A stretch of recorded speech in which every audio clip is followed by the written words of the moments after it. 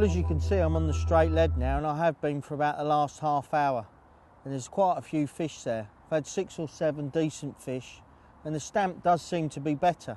It's not always the case on the straight lead, but I've had 2 or 3, there's another one there now. I've had 2 or 3 fish in and around the 10-pound mark. And it really is alive with fish on the bottom. And I think where for 2 and a bit hours we just built it up, and we're catching odd fish on the waggler, that these fish have really settled. Doesn't feel the biggest one. Decent carp though. But these fish have really settled. And it just goes to show that it's just another string to our bow in quite a simple attack of only 2 lines, but with 4 methods. And it just goes to show, and it always happens, one of them will produce, whether it's a straight lead, whether it's a small waggler, the big waggler, the method feeder, sometimes even the method feeder over the straight lead. But if you can catch them on the straight lead, just keep loose feeding. Another nice common carp. Just keep loose feeding, keeping that bait going in all the time, as if you were still fishing a waggler. Decent fish around 6 or 7 pound. Now, those of you who view the website and my articles on a regular basis will notice that I'm not really a fan of using the clutch. But you might have heard today, however, that the clutch is slightly slipping. And the reason for this is quite simple.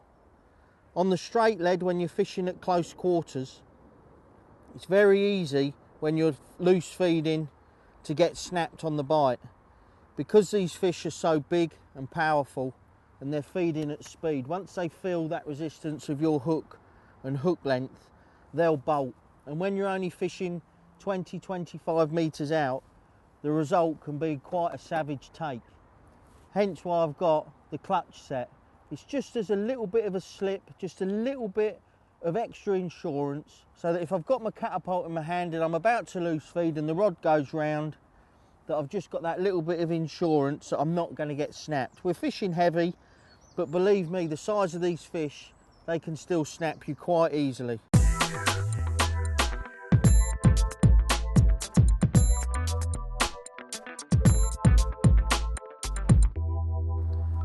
Well, as you can see, I've got another one on the straight lead, and I've not gone back on the waggler purely because it's been so hectic on this straight lead. There's a lot of rubbish and scum off the trees on the top, which is a bit of a problem.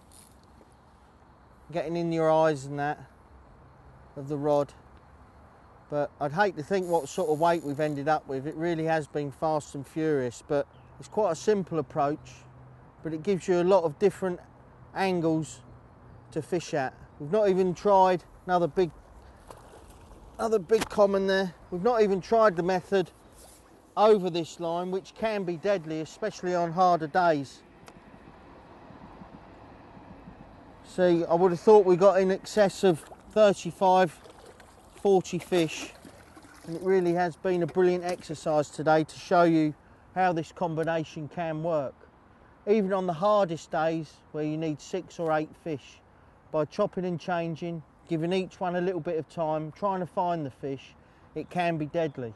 And like I've already said, I know we haven't done it today, but don't dismiss fishing the method feeder over the loose fed line.